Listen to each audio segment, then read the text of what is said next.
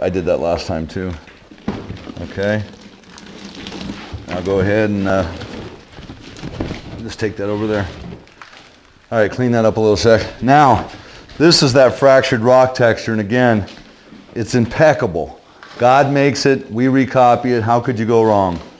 And I don't care what we're making, we're going to use this fiber reinforced concrete as opposed to any other muds. It's you know, 1.25 inches with a 1/4 to 1/8 inch, you got 1.5 inches the most, very durable. Well, that's just, a lot of people worry about when I do that. That panel isn't broke. This is 1 day old. 7 days from now is where you're going to be at 75% strength. This is not 75% strength, and it's very durable today. So I love this stuff. If you get up close, Sky, you can see the aggregate that's in there. It's very rich with color already. Now again, you can seed in the inlay method that we talked about with texture. For the sake of color and texture, you can actually get a lot of this aggregate from a gemologist or a place where they sell minerals, and you can put that in there and you're going to see a lot more color in this than what you normally would, as well as texture. This has only got one size of aggregate. Why can't we mix in a couple of others and create more of a sandstone look? That's definitely a sandstone look. Now on this fractured area, I'm going to clean it up a little. I say clean it up, I'm going to smooth it out just a little. First I'm going to get back a ways to where I'm not getting a lot of power on it, and then I'll come in closer.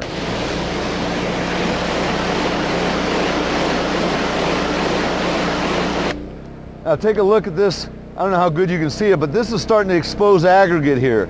I still have the definition that I had from the stamping, but it's a weathered look. It doesn't look creamy and fake. It looks more natural. Again, you're starting to see colors and texture from the exposed aggregate.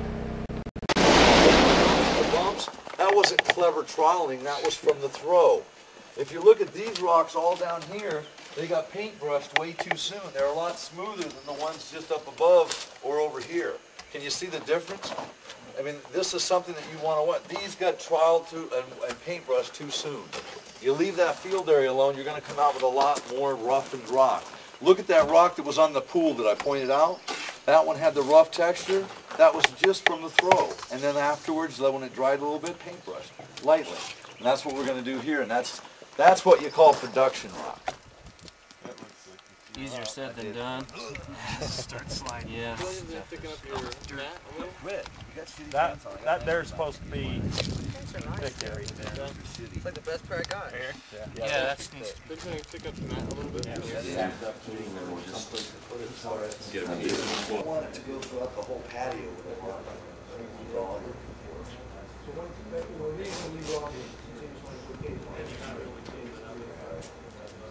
That's exactly.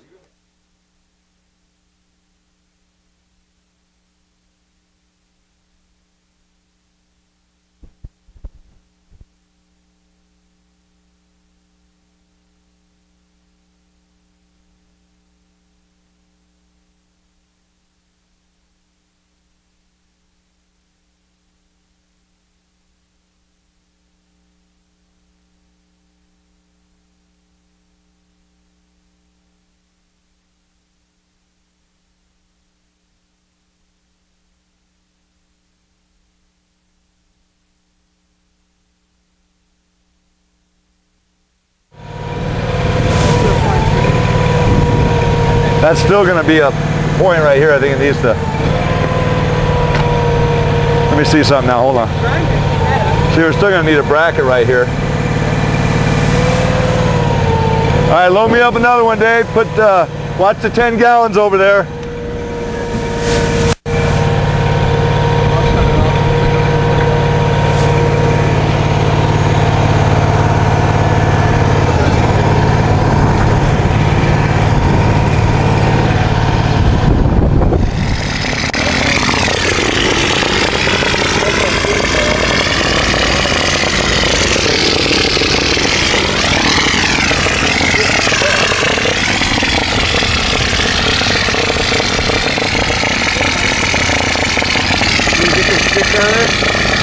Well, right there? I'm not going to go that far, but yeah.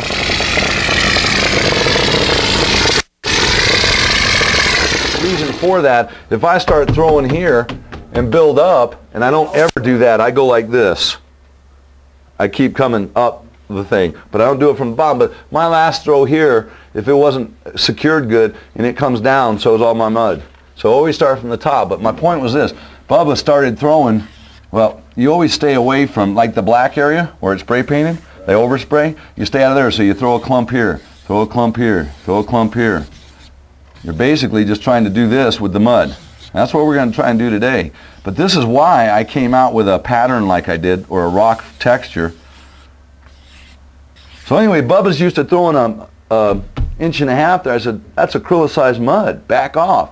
3/4 of an inch I want you. So he basically scraped off a 3/4 inch, because you can throw an inch and a half of this material and stick out there. So anyway, 3/4 of an inch, just so that acrylic mud was put on an acrylic surface. Now I stuff some styrofoam in.